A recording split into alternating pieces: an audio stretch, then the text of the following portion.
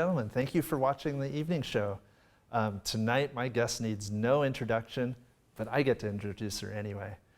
She's been known as an actress, an activist, and an all-around cultural icon for many years.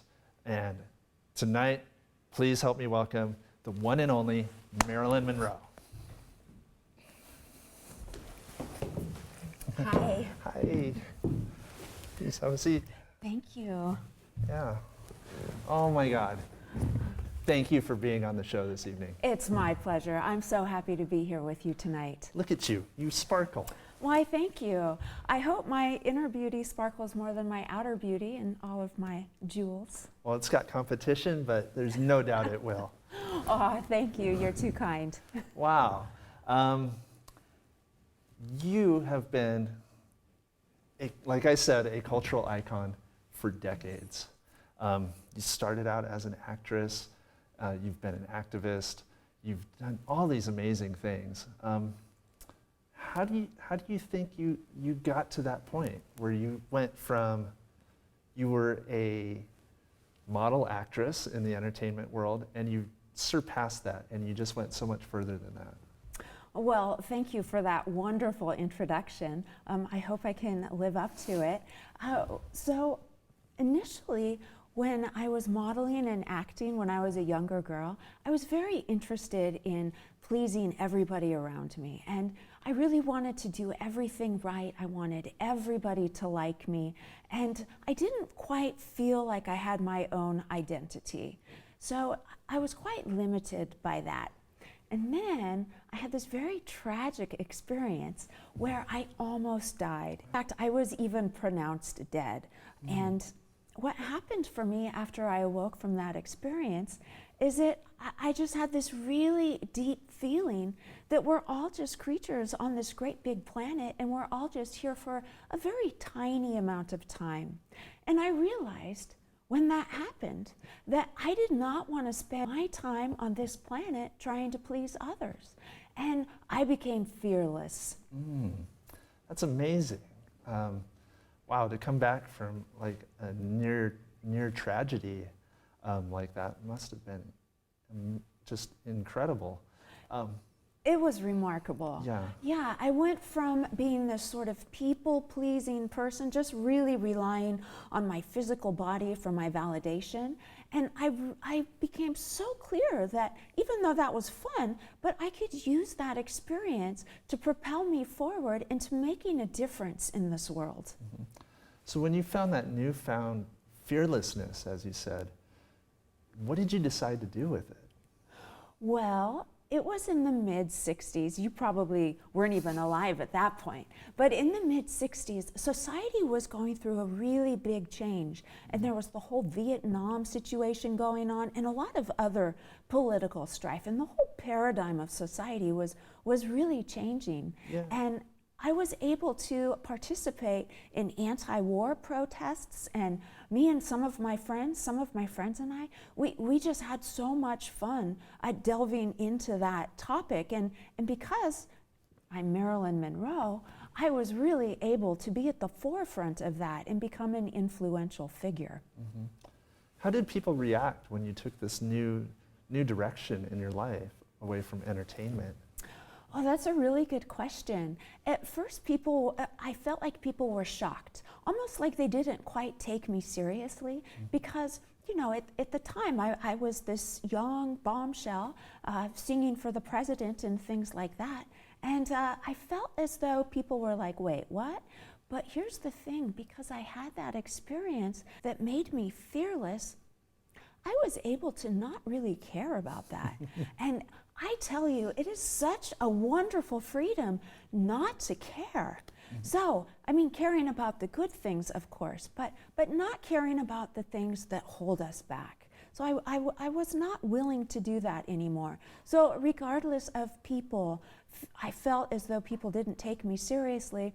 I just kept plowing through, doing what I felt inspired to do for the betterment of the world. And then the world kind of caught on. Ooh, maybe she can make a difference. That's amazing. Yeah. Thank you. You're welcome. No, thank you for living it. Oh, you are so welcome. So when did you think you felt that that paradigm shifted where people started taking you serious as something more than an entertainer? Well, I became quite an accomplished activist, if you will. My name was in the news. My political views were very clear. I was very outspoken. And after I embraced this activist role, something really quite tragic happened. And it's even difficult to talk about, and I apologize for bringing up such an unpleasant subject, but it was another unpleasantry in life that really propelled me forward and helped me decide who I wanted to be. And it wasn't just about me, it was about my daughter. If you don't mind me asking, what happened with your daughter? It was a horrible tragedy. My daughter, she was raped. Oh, wow. I know. It gutted me. I mean, I have never had such intense emotions. It was the most painful experience that I've ever gone through. And what was even worse, I knew that if it was that painful for me, for her, oh, it just must have been unbearable. So, I'm sorry, even though it was so long ago, thank you. I just feel so emotional about it, and I feel so strongly about it. And I'm happy to say that my daughter, she recovered, and she also was able to use this experience to go forth and help other women. She also became an inspirational figure for so many women who have been abused, who have been subjected to belittlement, who have been raped, there's such a wide variety where women feel that inequality. And in my daughter, I am so proud of my daughter. If there's one thing I've done right in this world, aside from all of the wonderful compliments that you've given me, it has been to raise this daughter who is this powerful, powerful woman. But back to that rape experience, which is so hard to talk about, but it's such a necessary story to tell. So I thank you for inquiring about it and asking. After she was raped, she came to me, and I had just finished this really important show. I remember the evening specifically. I was in my evening gown. I was feeling really wonderful, and my daughter came into the room, and I could just tell. I could just psychically tell that something was not right. Oh, look, it even makes me shake just to talk about it.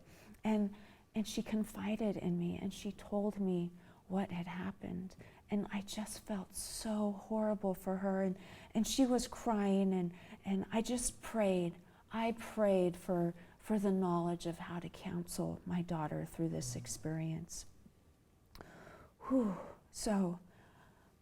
To wrap it up in a nutshell, that experience is what really propelled me into what I would later discover is my calling, and that is being an activist for women's rights.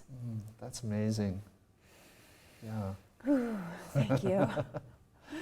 Wow. Yeah.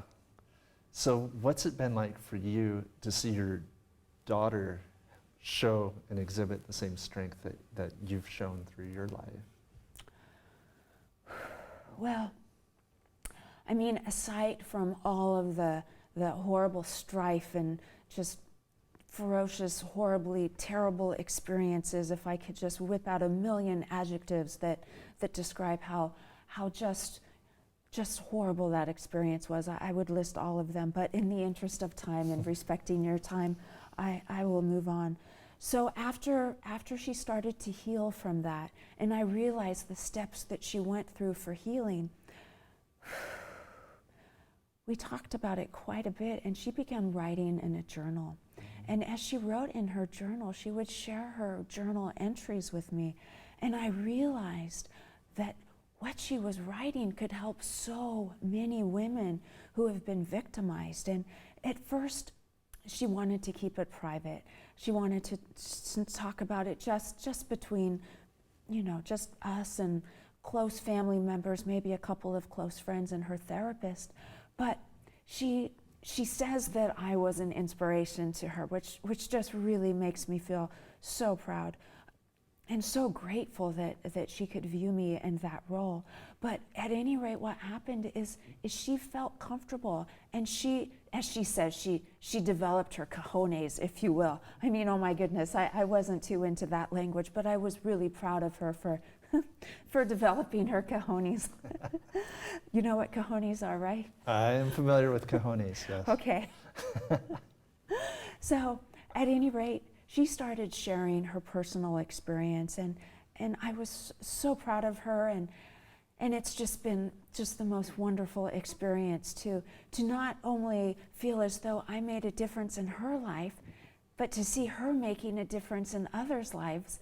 It's just, I went from that gutted feeling to that motherly pride. And I've tried to instill in her that attitude of not caring, of being fearless, certainly caring about the things that are important, almost making a choice about what you care about and making a choice about what you don't care about. And I have seen her use that ideology to just propel her forward into her fearless endeavors to help women. Wow, that's incredible. I know, I'm so proud of her. Yeah. So, over all these decades that you've had all these amazing experiences, what would you think is the most rewarding for you? I've had so many rewarding experiences. I mean, I've had the opportunity to speak with political icons and to speak at universities to graduating classes of women that I know will go forth and be really influential as our society continues to change. So all of those experiences combined just really give me that sense of well-being, that feeling that I've had a life well lived. And then, of course, seeing my daughter and watching her go through her process and just really, really loving women and realizing that we're all the same. We're just little specks of life in these human bodies. And regardless what we look like, what our socioeconomic status is, how we feel, we're all just the same, and relating to women on that level and propelling this great force forward. I'm so grateful for that. Well, it's so inspirational. Thank you. Thank you very much. Well, I certainly appreciate the opportunity to take up some of your time and to share with you my experiences. And I only hope that even after the evening of my life passes, and I just hope and pray that I will have made a difference, and the women of today's society will go on and continue to make those wonderful changes into the world. Absolutely. This has been amazing. I am so glad to have you on. Oh dear. Yeah. Thank you so much. Thank you for being on. It's just been incredible to have you here. Oh, it's my honor. Thank you so much for having me here. Yeah. Ladies and gentlemen, the one and only Marilyn Monroe. Thank you. Thank you so much for being here. Yeah, it's been an amazing night, and yeah, we wish you all the best. If there's one favor I could ask? Yes. May I hold your hands again? Absolutely. You're such a wonderful... You're so cute. You're such a wonderful host, and you yourself are so influential. And I just ask that you continue to have women on who are spearheading the front of this evolution of women in our society. Absolutely. Absolutely. Thank you, darling. She called me darling. All right. Well, that's our show for this evening. The one and only Marilyn Monroe. Oh, thank you. Thank you for tuning in. Please join us again tomorrow night. Thank you. Thank you for being